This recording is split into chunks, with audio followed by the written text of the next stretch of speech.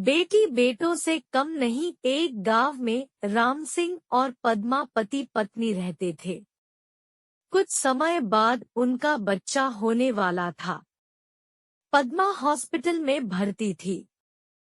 Nurse ने राम सिंह को आकर खुशखबरी दी कि आपके जुड़वा बच्चे हुए हैं। राम सिंह ने कहा कि दो लड़के, लेकिन नर्स ने कहा कि एक लड़का एक लड़की। राम सिंह लड़की नहीं चाहता था, क्योंकि लड़की की शादी में होने वाले खर्चे से वह डरता था। 2 से 4 दिन के बाद राम सिंह अपनी पत्नी और बच्चों के साथ अपने घर पर आ गया। वह ज्यादातर लड़के को ही खिलाता था। पद्मा को यह बात पसंद नहीं थी। एक दिन राम सिंह अपनी पत्नी से बोला कि हम दो बच्चों का खर्च नहीं उठा सकते। हमारी आर्थिक स्थिति अच्छी नहीं है। राम सिंह ने कहा कि दो लड़के, लेकिन नर्स ने कहा कि एक लड़का एक लड़की। राम सिंह लड़की नहीं चाहता था, क्योंकि लड़की की शादी में होने वाले खर्चे से वह डरता था।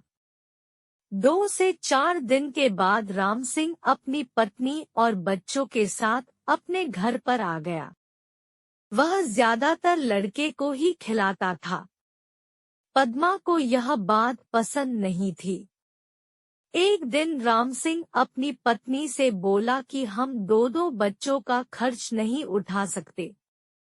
हमारी आर्थिक स्थिति अच्छी नहीं है। इसके अलावा लड़की की शादी में होने वाले खर्चे को भी हम नहीं उठा सकते। इसलिए हम लड़की को मेरे मित्र को सौंप देते हैं, जिसकी कोई संतान नहीं है। वह हमारी लड़की को हमसे भी अच्छे से पालेगा, क्योंकि वह बहुत अमीर है। पद्मा ने अपनी लड़की को देने से मना किया, लेकिन राम सिंह के कहने पर दुखी मन से उसने अपनी लड़की को राम सिंह को सौंप दिया। राम सिंह ने लड़की को अपने मित्र की बीवी को सौंप दिया। बच्चा पाकर वह बहुत खुश हुए। इसके बाद समय बीतता गया। राम सिंह अपने लड़के को अच्छे से पाल रहा था और उसकी हर इच्छा को पूरा करता था। लड़का जब 20 वर्ष का हुआ तो उसने राम सिंह से बाइक दिलाने की जिद की। राम सिंह ने अपनी बीवी के गहने बेचकर उसको बाइक दिला दी।